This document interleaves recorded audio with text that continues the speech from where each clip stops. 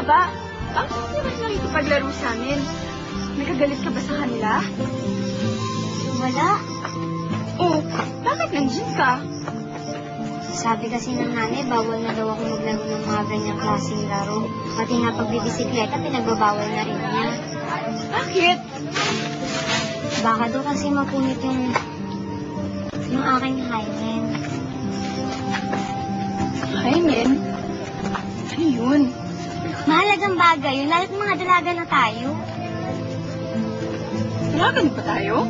Oh, Aida, Magda, kamusta ba? Oo nga, si Hado, matutuwa na naman ang mga arkanghel. Maganda naman ang papel mo sa mga amo natin. Ay, hindi lang ako. Nating lahat.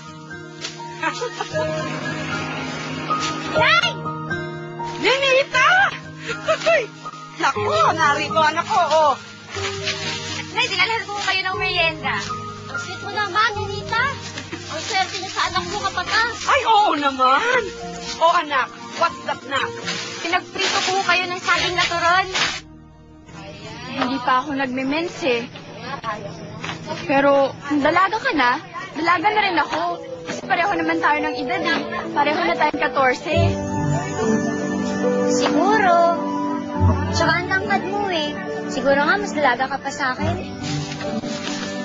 Kamusta? Eto, okay naman na eh. Saan man to? Kamusta, anak? Gumraduate ko si Ninita? Ay, malapit na. Third year na yan sa nursing eh.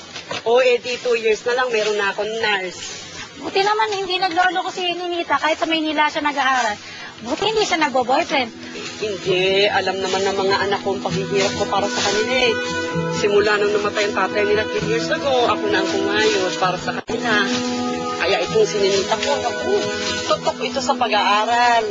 Para, pag nakatapos na siya at nagtatrabaho na, siya naman ang magpapaaral kay Nene ko. Sige na, sige na! Daday, bakit? Napatawag ko kayo ni Madam. Totoo ho, Madam. Si Nene po ang napili niyong maging Reyna Elena. Eh, bakit naman hindi? Bakit ayaw mo ba, Nena? Eh, gustong-gusto po. Siyempre. Pero, 14 lang ho siya eh. Sabi ni Doña Margarita, talagang gusto nila itong si Nene. Eh, kasi nga yung pyesa ang magkukonsorte ay yung kanilang anak na si Gabi. Oh, hindi ba yung si Gabi at yung isa pa nilang anak na itong si Albert? Akin naman ang bulas niya, hindi ba? Kung hindi mo nga siya kilala, mukha na siyang 18. Bakit nga ho siya? Sabi ni Doña Margarita, talagang gusto nila itong si Nene. Eh, kasi nga yung pyesa ang magkukonsorte ay yung kanilang anak na si Gabi.